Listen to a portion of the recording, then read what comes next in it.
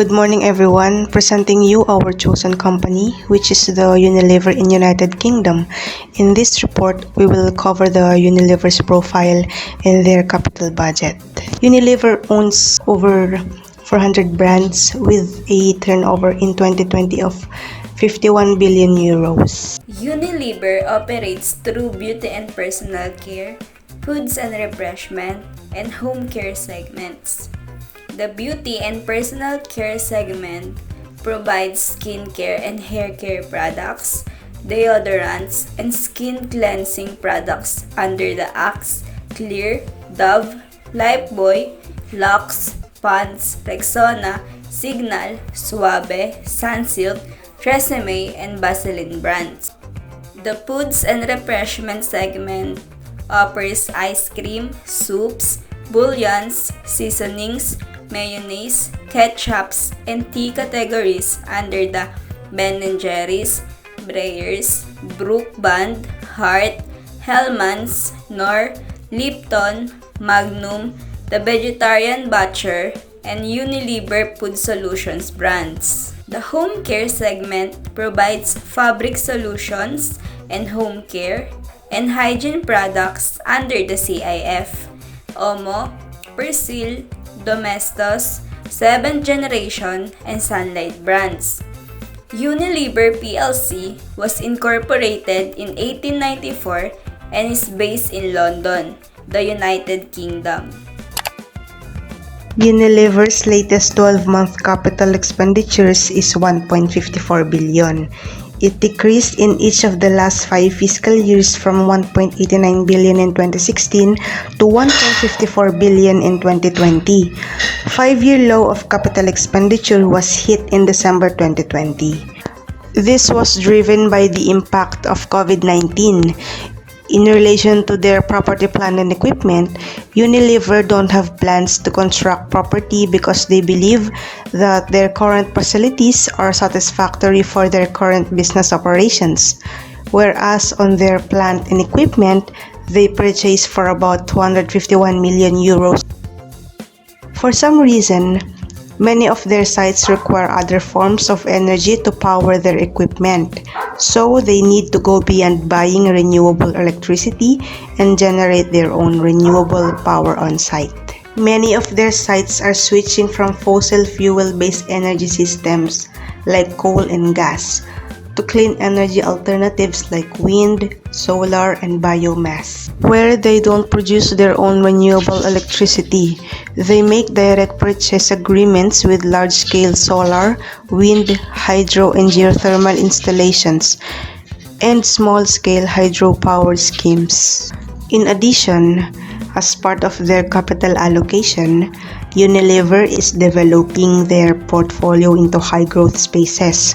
More than 50% of their global turnover comes from their third and biggest brands, each generating 1 billion of sales in 2020. In 2020, the Unilever continued to expand their portfolio in functional nutrition through the acquisition of SmartyPants vitamins and Liquid 4 brands. Since consumers' desire for health and wellness products continued to grow as people sought to protect their health. As part of their capital budget again, after 10 or to be exact, on 2030, the Unilever plans to invest in an emission project of them as part of their capital expenditure. Unilever supported the use of carbon pricing as an important tool to help them achieve their zero emissions objective. Their carbon pricing approach is a mechanism which creates a sustainable capital investment fund, which is then used to fund the capital investments needed to decarbonize their operations. A carbon price is the method widely agreed to be the most efficient way for nations to reduce global warming emissions. This has been operating since 2016. And while there were some delays to the projects during 2020 because of the pandemic, they have continued to make progress in the reduction of greenhouse gas emissions in their operations. In the early days of the pandemic, Unilever decided the best way to manage their business was to refocus on competitive growth and delivering underlying operating profit and free cash flow. Their 2020 profitability was healthy, despite the additional COVID-19 costs. Underlying operating profit of 9.4 billion euros declined by 5.8%,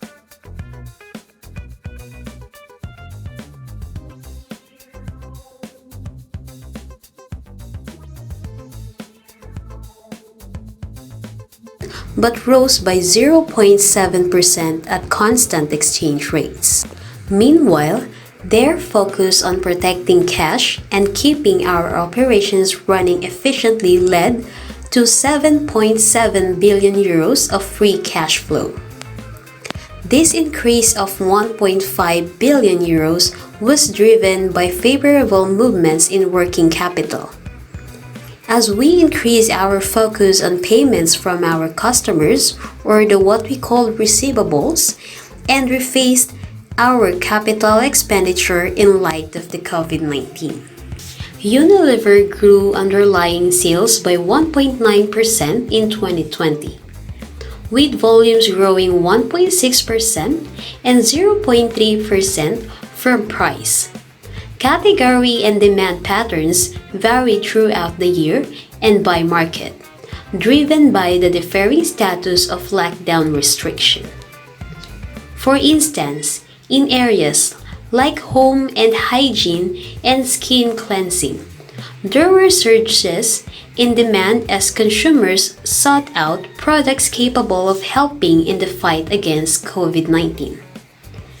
The in-home part of our foods and refreshment business also experienced an uplift in sales as people rediscovered the joys of home cooking.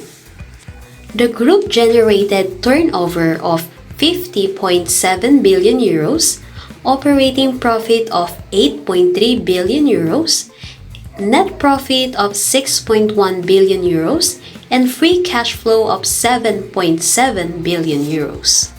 Free cash flow was 7.7 billion euros in 2020, compared to 6.1 billion euros in the prior year. The improvement was led by favorable working capital movements as well as lower capital expenditure following rephased investment to preserve cash and supply flexibility in light of the COVID-19.